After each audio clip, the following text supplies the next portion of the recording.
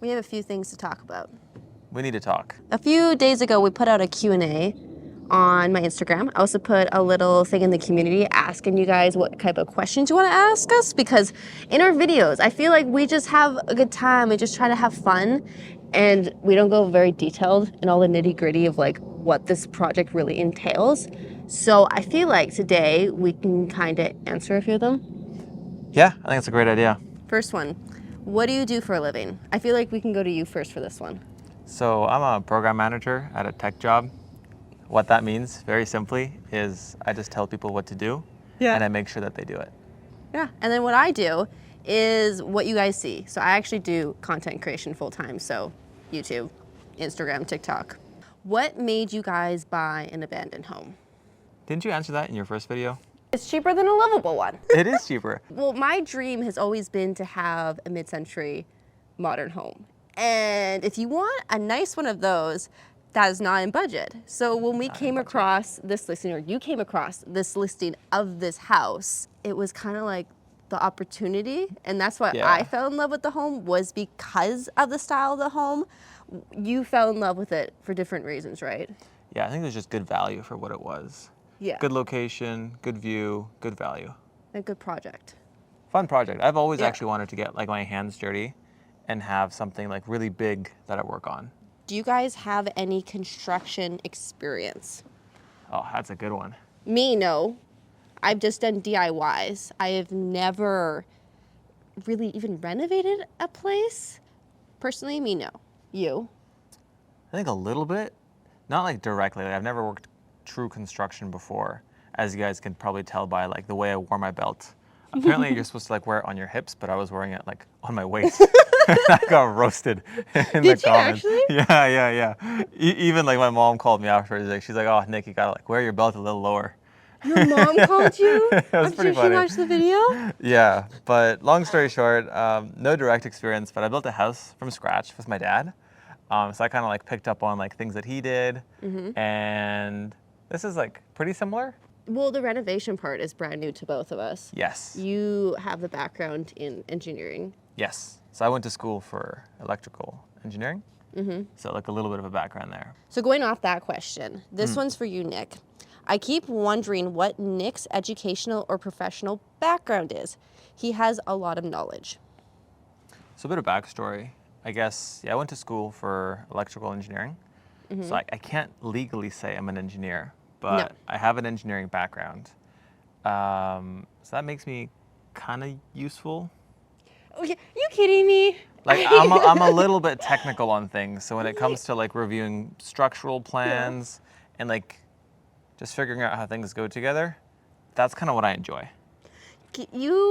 How we look at this project is Nick, project manager. You also know all the technical. So when we talk with our actual engineer, it's not me on the phone, it's you on the phone talking to him, and you're saying all these crazy words, going back and forth. You're like asking why he did this, why he did that, your suggestions. Like, you gotta give yourself He's pretty good too. Our engineer is great. He's like also like just like as nerdy as I am.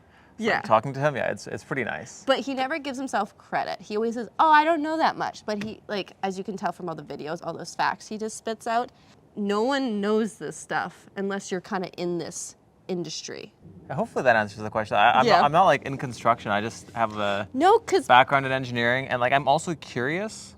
So like before we like actually like work and like do something, there's like a lot of planning and research that I do behind it. Like to take off the windows and stuff. Like luckily we had those suction cups, but there was a lot of planning to figure out that we needed suction cups in order to take down the windows, not like just smashing them all and picking up glass. How do we move this? Exactly. So, yeah, I feel like there's planning involved, and like I do a lot of research before we film, like on the day-to-day. Yeah. So let me pull up a question, Jen. Okay. How do you surf the web? With Opera, of course. Which is convenient because that is our partner for today's video. So if you haven't heard of Opera before, they are the faster, safer, and smarter default browser. Personally, I also use Opera, and my favorite feature is Aria. Oh, it's so good. The number one thing I like about it is it really helps me with my grammar, and over time it's learned my writing style. So whenever I need to write something, It writes it perfectly in the way that I would write it, in my tone, and really makes email writing so much simpler. What's your second favorite feature? I actually always use the tab islands. When you're like running a big project like this and there's so many things to research, oftentimes it gets really overwhelming. So I group my tabs into little things that I'm doing. Yeah. It could be the windows, the doors, the floors, whatever we're working on, I like to have them in groups, and it really makes it a clean experience. And how about you, Jen? The battery saver. I use a lot of other things on my computer, like editing videos, so I'm always trying to save battery, which I didn't know that your browser actually uses a lot. So yeah, certain browsers, they hog up. Yeah, so you just turn that on and I save a ton of battery. So if you guys want to try out Opera and save some battery, be sure to use my link down below in the description to download it today and start using it. Was it part of the plan or a complete surprise that this was such a social media hit? Oh, I feel like that's a all Jenna question. No, what's your perspective? Because there's my perspective and your perspective as the outsider. Yeah. Because that's really my role in this whole thing is that. I was going to say, yeah, I'm just kind of here having a good time. Like, I love building, but like when it comes to Jenna, this is like completely her like social media thing. And I was a little bit worried for you because you made like such a big shift in like everything that you do, right? You went from like knitting and crocheting to all of a sudden out of the blue, bam, I bought an abandoned home. Like, we're doing this renovation. So that like switch for me. Because you just watched me knit. Yeah. Because I was like, wow, like what's gonna happen here? Like I never expected it to be so big. I just thought, oh, cool. Like construction's kind of like arts and crafts in a way. Like you're still building things. DIY. It's in the same realm that I thought. Personally, it was something that I knew. I did like little makeovers and moving stuff and that type of content before, and it's done well. So I knew that the DIY space and also the home space was something that I could translate over. So I had like an inkling. I was like, I think it'll do well. There's a lot of projects out there that do well in this type of space. I also thought that when we found this home, that it was just so unique and it was such a cool story that I was like so excited to share. But I had hopes that it would do really well. Yeah. But I also am very conservative that I thought, hey, if it does equally as well as my content before, like that's a home run. I feel like we can get a little personal. Ooh. Right? Okay. This one. Is your relationship affected by rebuilding the house? If yes, how do you manage? I thought you were gonna say like, if yes, blink twice. Or something like that. If anything, I think it's like brought us closer. Because I'm having a lot of time. Are you having a good time? Yeah. So I said I'm having a lot of time. Yeah, I was confused. Because I'm having a really good time.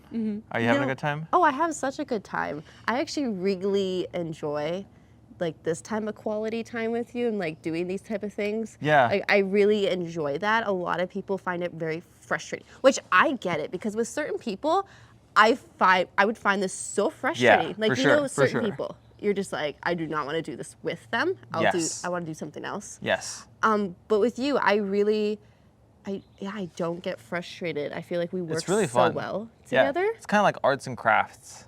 Yeah. Every day, except every day is kind of like date night. I don't know. Yeah. It's really, really fun. It's really fun. And I was thinking about this the other day. Like, we were really ballsy with this project because obviously this is the first reno. It's not like we painted or did any small renos before that really tested us. No. We kind of got this house and then just like, what if we didn't work well together? It was a pretty big risk, yeah, for sure. Because not just as working together, it was also like stressful things working. Obviously we worked well together, but in this type of setting, it was kind of, I don't know what's going to happen. I think that's why a lot of people, like fight and stuff like that. It's not like that they can't work together maybe.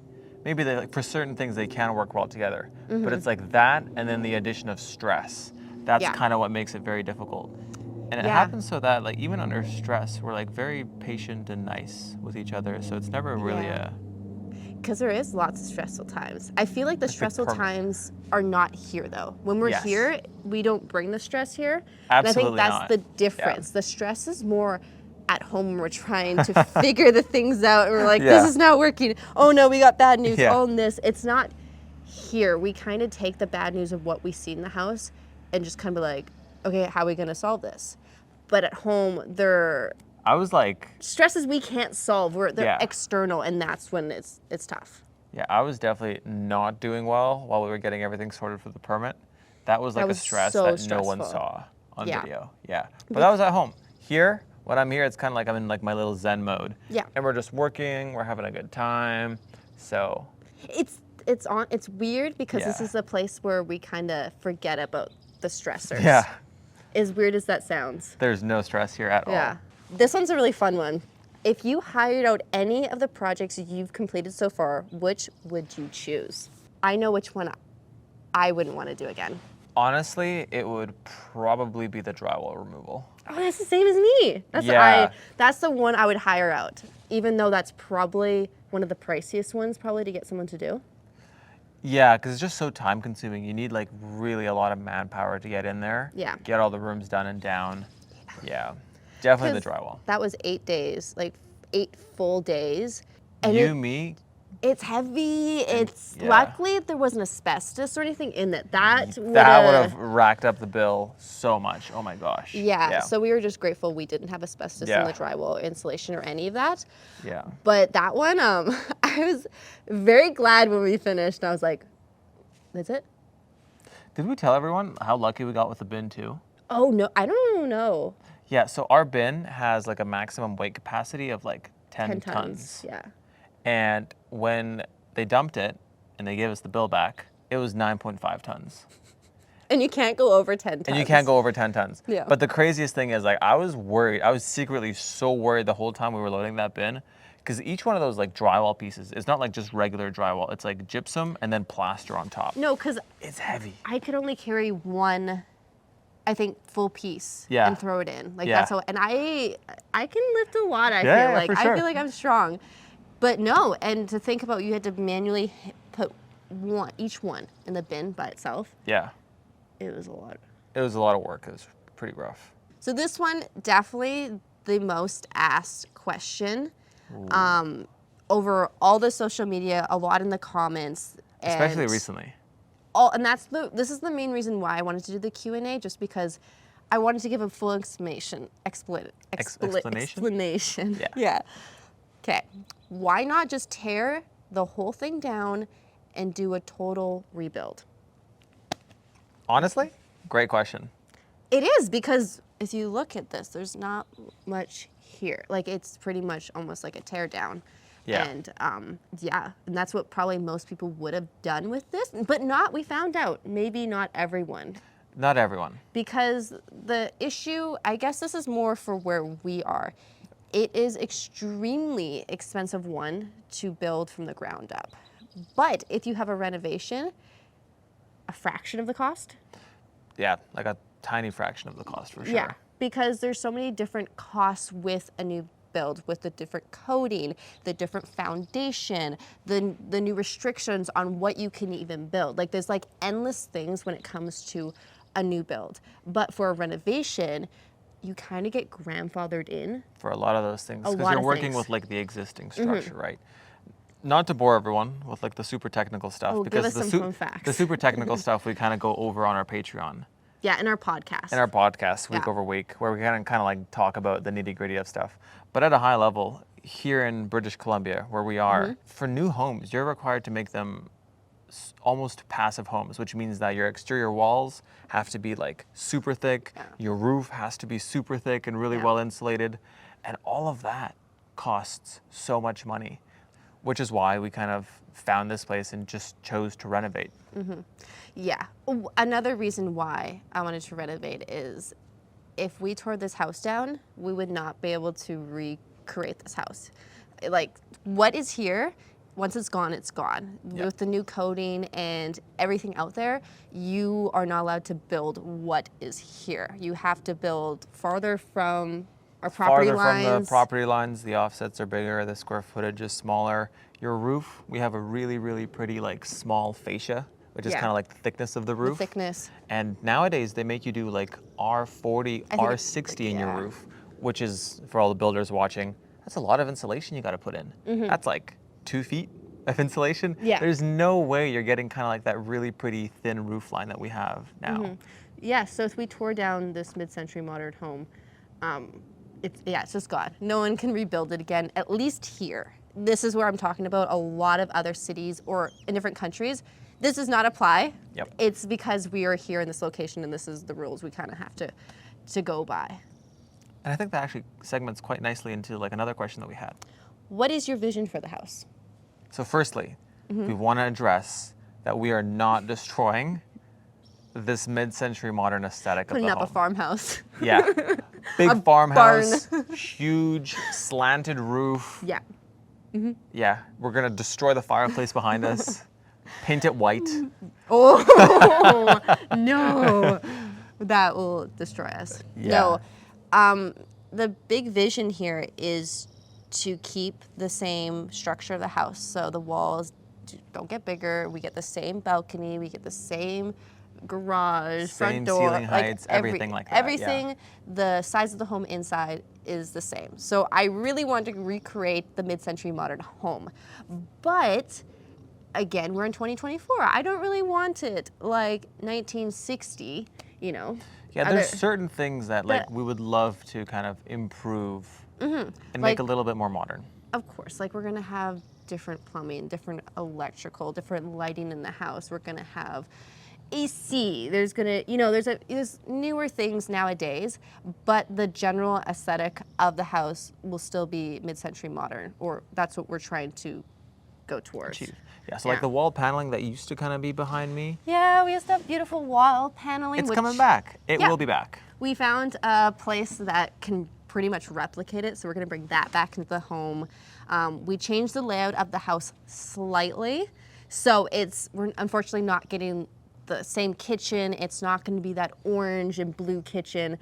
I would really love the wood, the natural, you know, organic materials. Organic tones, which has done this house so well. Yeah. So I want to bring a lot back in, but also design it in the way that it's kind of timeless.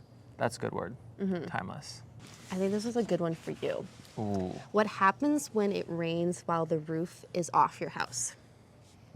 Great question. As you guys can tell right now, we have no roof. This is very stressful because it's summer right now in Vancouver where we are, and it stays this nice until about October. Yeah, we'll get some rain in September. So yes, we will get rain, but we're in the nice season where we should get limited. And when it rains in here, yes, obviously it's not great for all the materials in here. Yeah. But it dries. It dries. It will dry. And it's okay for a year or two. But ideally, of course, you want to get it covered up. Yeah. So we have a plan, and our plan is going to be to get a roof on by October. Yeah, that's why we're kind of working 7 days a week right now. We're here all the time, random hours, and we're just trying to get the roof on before October because it can handle rain, but I don't know how much snow Yeah. it can handle. It can't stay wet. Yes, it rains now, it dries, but when it's, 0 degrees or negative, that's not great. So we do have a time frame to have limited amount of rain in here. Exactly. How did you and Nikki meet? Ooh. I feel like we could give the cliff notes of this. Yeah. The more detailed one is obviously on our Patreon. Shameless plug at this point. Shameless. So we briefly met through mutual friends. Briefly met, said, hi, how are you? Talked for a little bit. Yep. And then we actually reconnected through a dating app. Like months later. Yeah, a long time later. Yeah. And yeah, just randomly, I didn't even really connect that I met you before. I had to remind her who I was.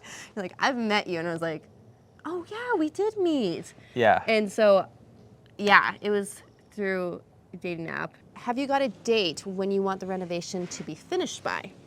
Ooh, timelines, my favorite. Yeah. So when we first started, it was 2 years. 2 years move-in date, which was January 2024 starting, or February 2024, I would say. That's like our real starting date. So our goal is to be moved in some capacity here by January 2026. Yeah, 2 years. I feel like that's still very achievable. because as we have the roof on and we start getting windows this fall, yep, it really gives us a whole year of really putting everything together. The interior finishings, yeah. the floors, the kitchen, straightening everything out that needs to be like straightened it will out. not be done. Yes. But I think we can get enough done that we can come in, live, and then continue to work on it. Yep. Because that's like ultimate goal is to be here. 100%. And just work on it, because then it's like so close, and then we could have Benson and Jack here, and nice. I can't wait for them to be able to come here and work while we're working. And yeah, obviously right now we cannot bring them. Speaking of the Devils, Benson and Jack. How are Benson and Jack doing? Oh, they're pretty good. They're thriving. They're just having the time of their life. There's like a skylight, so the sun comes in and they just get to suntan, and they're doing really, really good. So I'm really excited for the day that they can come. And then they're warming up to this place here because they're gonna have a massive backyard, an even bigger house to run around. Their first backyard.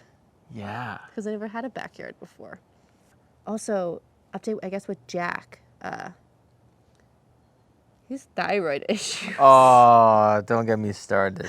I guess just brief. Jack Benson's thriving as always. Yep. Jack, he's had a couple issues where he's been getting rashes, and I've been going to multiple vets to figure out what's wrong with him, and we figured out that he actually has a thyroid issue where he's taking medication. It took us 3 vets. Yeah, to figure this out, by the way. Multiple times, and we think this is what it is because he's been for checkups, and like it's looking good, like hair is growing back, so he's doing great. Like he's happy as always, but yeah, we're trying to figure out the thyroid and then also all the allergies because he's just having a tough time with that. We've tried so much different food, by the way. We've had all the foods, every single food you can imagine. We've tried it.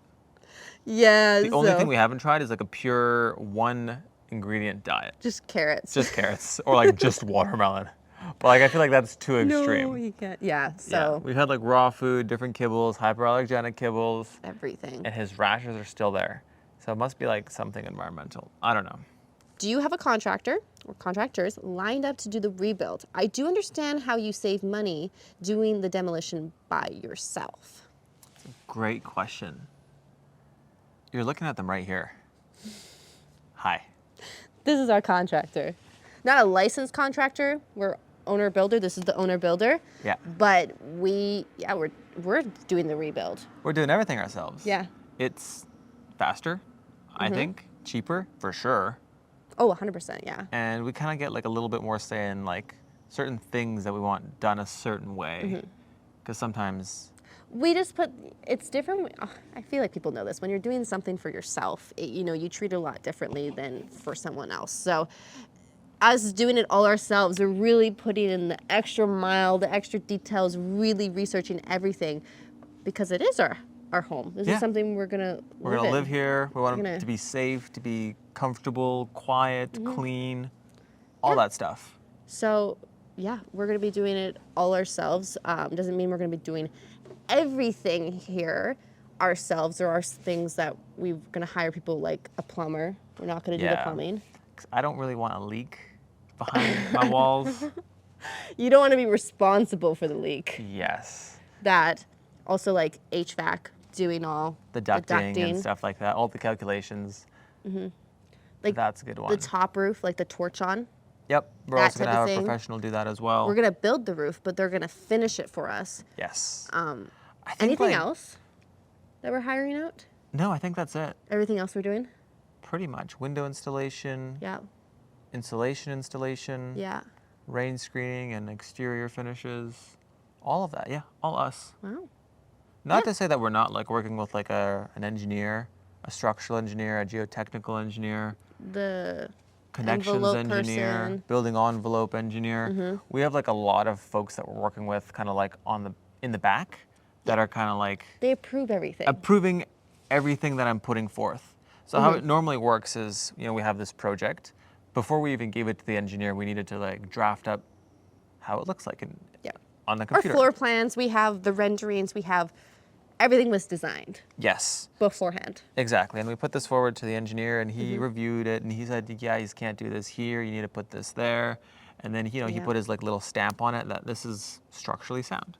So this one's for me. Okay. Will you do crochet videos again? Ooh. Which I feel like that's like a to be determined Yeah. video. I don't know. Not that I wouldn't want to do that. It's just, this is something that's going to take up my life for the next few years, and something that I'm dedicating to kind of telling the story of us, you know, turning this into a home. And even after we finish the house too, there's going to be so many more things other than crocheting to do as well. Like say you found this really cool lamp. Mm-hmm.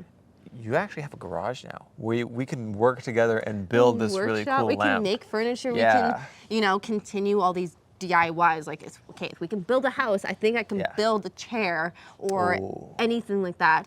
Yeah. So I don't know.